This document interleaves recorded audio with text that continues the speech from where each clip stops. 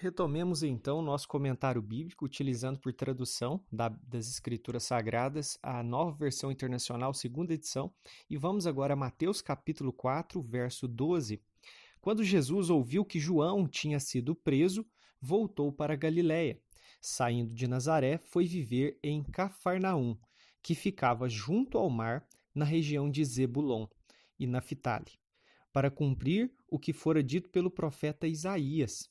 Terra de Zebulon e terra de Naftali, caminho do mar, além do Jordão, Galiléia dos gentios. O povo que vivia nas trevas viu uma grande luz.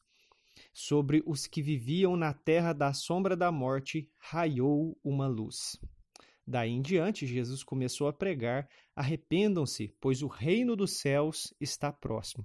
Bom, algumas coisas importantes, nós lemos aqui do verso 12 ao 17 de Mateus 4, e é dito que depois que João foi preso, então Jesus ele sai de Nazaré e vai viver em Cafarnaum, que ficava à beira ali do mar da Galileia. Em Cafarnaum ele realizou muitos milagres, inclusive nós vamos falar depois aí da cura da filha de Jairo, enfim. Então a residência de Jesus, após ele começar o ministério messiânico dele, após ele começar a missão de pregar o evangelho do reino, então, era Cafarnaum. Jesus, ele nasceu em Belém, ele vai para o Egito, ele volta, fica em Nazaré, ele cresce em Nazaré, ele é batizado e depois ele vai morar em Cafarnaum. Então, essa seria a trajetória de residência, vamos dizer assim, do Senhor Jesus. E aqui, o Mateus, né, o escritor desse livro, ele cita uma profecia, né, sobre a terra de Zebulon e Naftali, onde ficava Cafarnaum, e essa profecia você pode encontrar ela lá em Isaías capítulo 9, versos 1 e 2.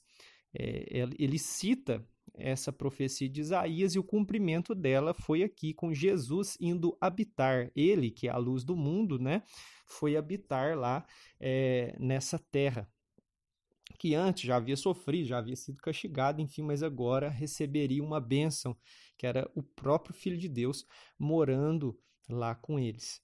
Enfim, daí a gente vê no verso 17 em que consistia a pregação do Senhor Jesus. Arrependam-se, pois o reino do céu está próximo. E nós não podemos ter direito ao reino se nós não nos arrependermos dos nossos pecados. É importante que a gente entenda que Jesus é o nosso Salvador. E Ele é o nosso Salvador porque Ele nos salvou dos nossos pecados. O pecado separa o ser humano de Deus. E Deus enviou o próprio Filho dele para que pudesse consertar aquilo que Adão havia estragado, né? Mergulhando a humanidade no pecado e assim separando ela de Deus e tornando o ser humano inimigo de Deus. Mas ao crer em Jesus, o Messias, o Filho de Deus, nós somos reconciliados com Deus e temos o direito de ser feitos filhos dele. Então, é necessário que a gente se arrependa, pare de viver do nosso jeito e passemos a viver do jeito que o Messias, o Filho do Deus vivo, nos ensinou. Por isso, a mensagem de Jesus era: arrependam-se, o reino dos céus está próximo. Em outra ocasião também podemos falar mais sobre o reino de Deus ou o reino dos céus, mas aqui consistiu a pregação de Jesus. A mensagem de Jesus não era uma mensagem água com açúcar, algo apenas motivacional, mas era correção, era confronto. E o Evangelho, de fato, confronta a nossa vida. Não é que ele afronta, mas ele confronta para que o nosso comportamento seja mudado e moldado pela mensagem da palavra de Deus. Bom, sabendo disso, vamos então ao verso 18. Andando à beira do mar da Galileia, Jesus viu dois irmãos, Simão, chamado Pedro, e seu irmão André. Eles estavam lançando redes ao mar, pois eram pescadores. E disse Jesus: sigam-me, e eu os farei pescadores de homens. No mesmo instante, eles deixaram as suas redes e o seguiram. Então, nós vemos aqui os primeiros discípulos, né? André e Simão, seu irmão, que recebe por nome Pedro, né? O Cefas, né? Então, esses são os primeiros que começam a seguir Jesus. Um detalhe importante, nós vemos nos outros evangelhos, o relato aqui, esse relato ele dá mais detalhes, né? Outros evangelhos dão mais detalhes a respeito desse chamado. Inclusive, André ali era discípulo antes até mesmo de João Batista. Mas vamos prosseguir, verso 21. Indo adiante, viu outros 2 irmãos, Tiago, filho de Zebedeu, e João, seu irmão. Eles estavam num barco com seu pai, Zebedeu, preparando as suas redes. Jesus os chamou e eles, deixando imediatamente seu pai e o barco, o seguiram. Então, lemos até o verso 22 agora e nós percebemos que tanto André e Simão, quanto Tiago e João, deixaram aquilo que estavam fazendo, ainda que não fossem coisas erradas, era um meio de sobrevivência deles, era onde eles ganhavam o sustento, mas eles deixaram aquilo que estavam fazendo para seguir Jesus. E isso nos leva a imaginar, porque Jesus os chamou e nós devemos saber o que está como prioridade na nossa vida. A prioridade da vida deles era obedecer a Deus através do Filho de Deus, o Messias, o Cristo.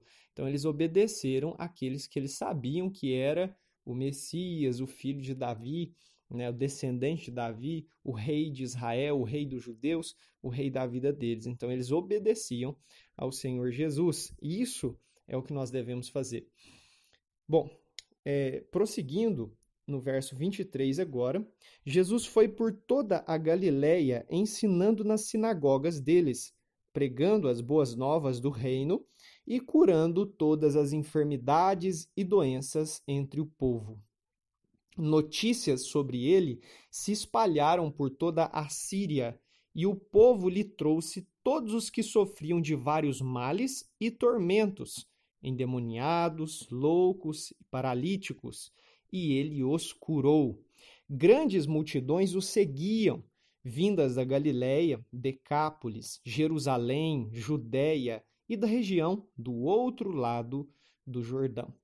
Bom, é importante a gente perceber que Jesus ele mostrava, que ele anunciava, ele pregava as boas novas do reino. E a boas novas é justamente o significado da palavra evangelho, boa notícia. A boa notícia que Deus se importa conosco, a boa notícia de que Deus nos ama e que providenciou para nós o perdão através do Filho dele. A boa notícia de que Deus domina sobre nós e que não precisa ser o pecado e o império das trevas a dominar sobre a nossa vida.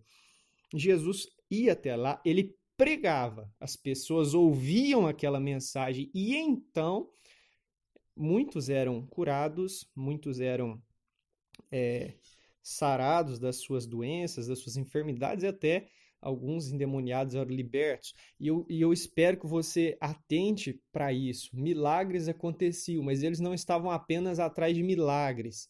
Os milagres eram uma consequência, era um sinal ali para mostrar que Jesus era o Messias, era o Cristo, era o escolhido, o ungido de Deus. Mas é importante saber que eles estavam atrás também da mensagem, eles queriam ouvir aquilo que Jesus ensinava. Tem muita gente hoje que quer receber milagre da parte de Deus, mas não quer ouvir aquilo que Deus tem a dizer. E que a gente não faça parte desse grupo, mas que a gente queira, se necessário, receber algo da parte de Deus, mas saiba que você pode ouvir um não, às vezes eu posso ouvir um não, mas que você queira obedecer a Deus. Bom, e há um motivo também, além de ser para mostrar, Jesus tinha o Espírito de Deus sobre si, por isso realizava milagres pelo poder que Deus havia dado, mas é importante a gente saber também que essa cura, esses milagres, esses sinais, são uma amostra de como será no reino de Deus, ou no reino dos céus plenamente visível acontecendo, né? Quando Jesus voltar e reinar sobre todas as nações da terra, como está escrito, para regê-las com cetro de ferro, aí Jesus vai expulsar as enfermidades, as doenças e esses males, né? Inclusive até mesmo a morte. Vai expulsar essas coisas, né? Esse tipo de mal do mundo. Então, esses são os ensinamentos aqui que a gente vê a respeito de Jesus. A fama dele se espalhava e eles iam até ele e ouviam a mensagem, então também recebiam milagres, eram curados, eram libertos, enfim. Hoje nós encerramos aqui o capítulo 4, né, do Evangelho segundo Mateus, e até a próxima mensagem.